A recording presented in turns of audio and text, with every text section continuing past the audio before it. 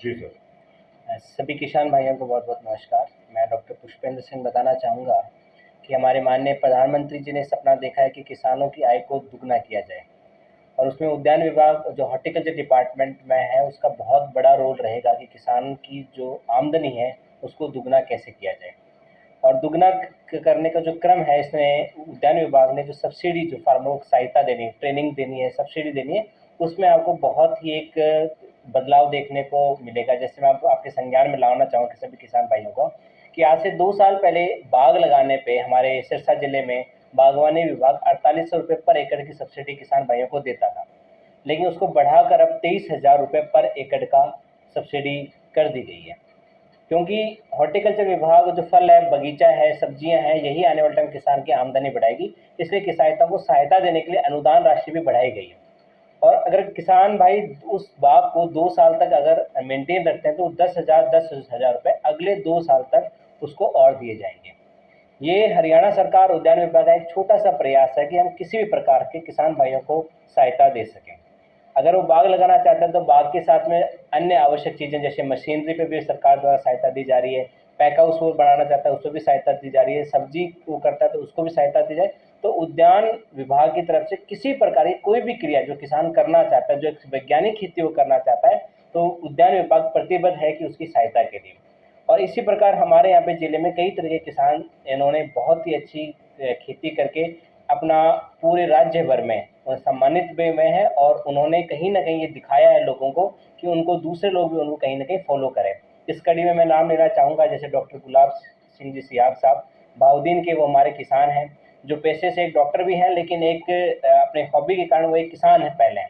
और आप देखेंगे कि जिस तरह से वो अपनी जो उनका काम है, उनका काम बहुत ही ज़्यादा सराहनीय है। उसी काम की सराहना हेतु माननीय मुख्यमंत्री जी द्वारा हिसार मेले के अंदर उनको राज्य भर के जो राज्य स्तर पर उनको सम्मानित किया गया था। हमारे किसान हैं जैसे हनुमान जी गोदारा हैं ख्योवाली के, उन्होंने भी बहुत अच्छा काम किया हुआ है। विभाग द्वारा उनको टैंक पे, बाग पे, पैक हाउस पे, ड्रिप पे सहायता दी गई है। और इसी प्रकार अन्य कोई भी उनको सहायता बाग में उनको कोई दिक्कत आती है तो विभाग की जो टीम है उनके साथ हमेशा खड़े रहती है। उसी प्रकार जो जितने भी हमारे ज़िले के हरियाणा जो हमारे राज्य के या सिरसा ज़िले के जो भी किसान भाई उद्यान विभाग से जुड़ना चाहता है, वो हमारे विभाग में आए, हमारे कार्यालय में आए, हमारे से जानकारी लें कि वो क्या-क्या सहायता ले सकते हैं। किसी भी प्रकार की कोई भी उनको दिक्कत होती है तो हमारी टीम टेक्निकली भी उनके साथ रहेगी और फाइनेंशियली जो एक अनुदान उनको मिलता है उसमें भी उनकी सहायता के लिए हमेशा तत्पर रहेगा। आ, मैंने ये ज़मीन, मैं प्रोफेशन से डॉक्टर हूँ, मेडिकल स्पेशलिस्ट हूँ और मेरा हॉस्पिटल है। मैं डॉक्टर ही करता हूँ बेसिकली। लेकिन मैंने जो ना, मेरा इंटरेस्ट शुरू में, मैं किसान का बेटा हूँ प्राइमरीली। मेरे माँ बाप खेती करते थे और मेरा भी इंटरेस्ट था, तो मैंने 2011 में ये ज़मीन खरीदी थी। पहले मैंने परंपरागत खेती करने की कोशिश की थी, जैसे गेहूँ वगैरह जो कैश क्रॉप है बेचने को, लेकिन कोई ख़ास फ़ायदा नहीं हुआ उनमें। ये मिट्टी ऐसी थी जिसमें जो है ना, मतलब मैंने सलाह ली एग्रीकल्चर डिपार्टमेंट से भी, हॉर्टिकल्चर डिपार्टमेंट से भी, तो उन्होंने बताया कि हाँ जो है ना, मतलब आप किन्नू वगैरह ये करो, प्लांट्स लगाओ तो बहुत अच्छा रहेगा।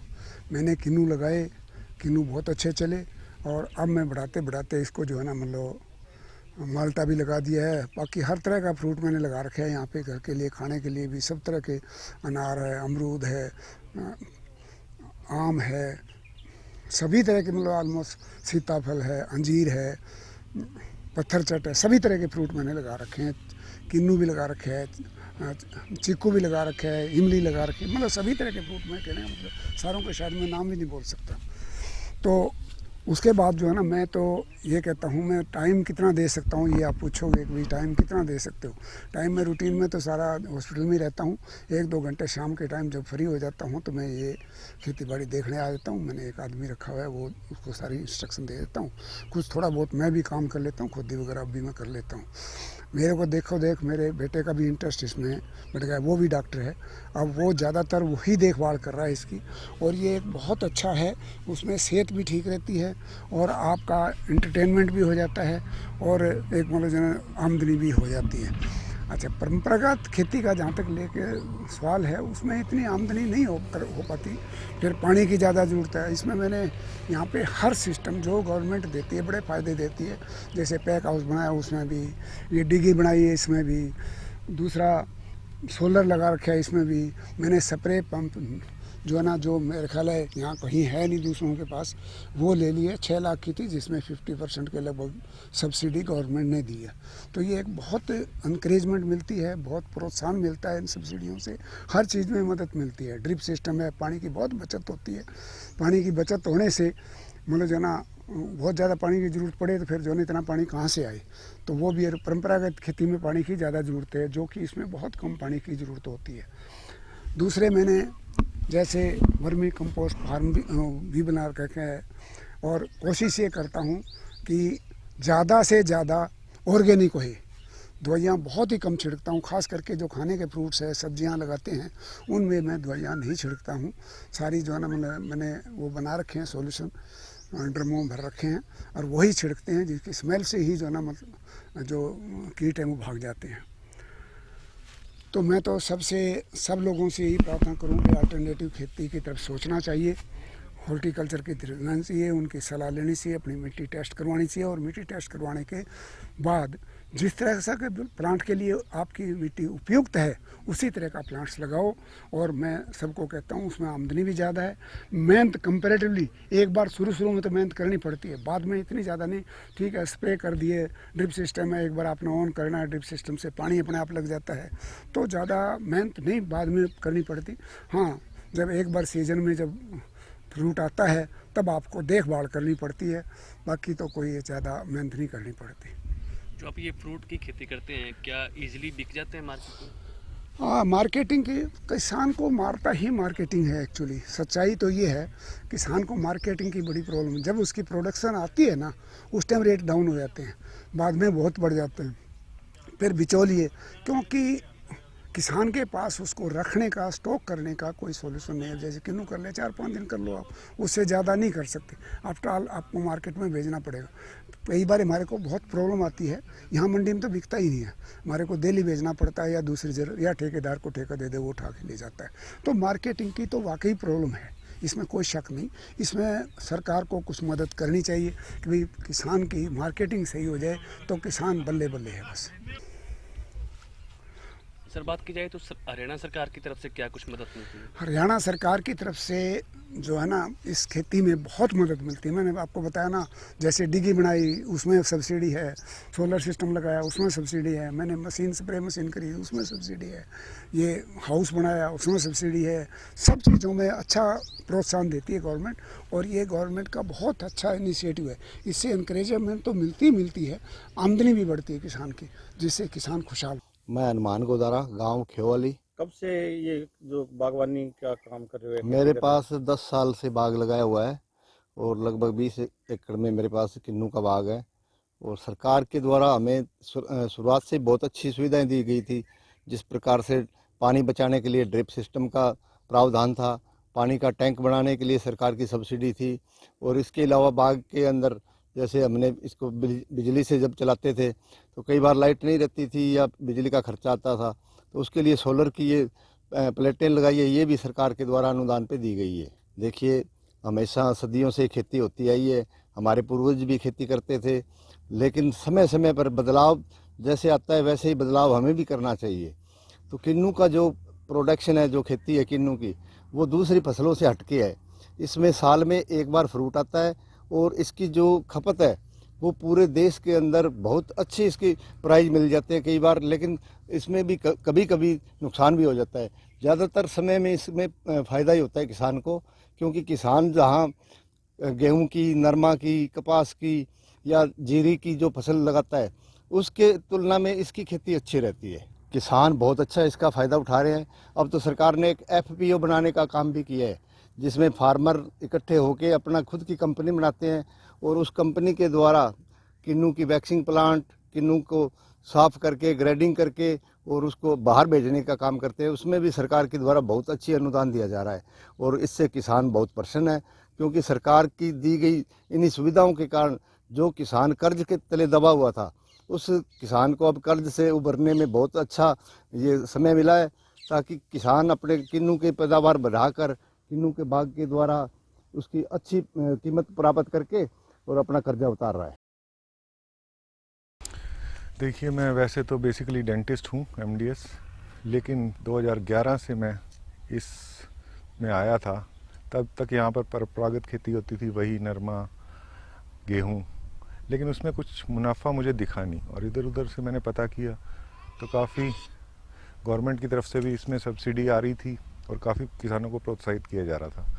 तो 2011 के एंड में मैंने इसको किन्नू की तरफ शिफ्ट हो गया और फिर मैंने किन्नू लगाया और साथ में ये डिग्गी बनाई और पूरा ड्रिप सिस्टम लगाया, जिसके लिए सरकार की तरफ से सब्सिडी मुझे दी गई।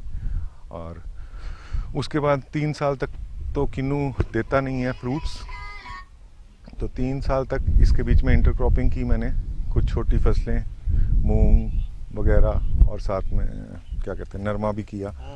लेकिन हाँ, उसके बाद धीरे धीरे सरकार की तरफ से और भी प्रोत्साहन मिला, जिसकी वजह से मैं 2 एकड़ में माल्टा का मैंने अभी बाग लगाया है।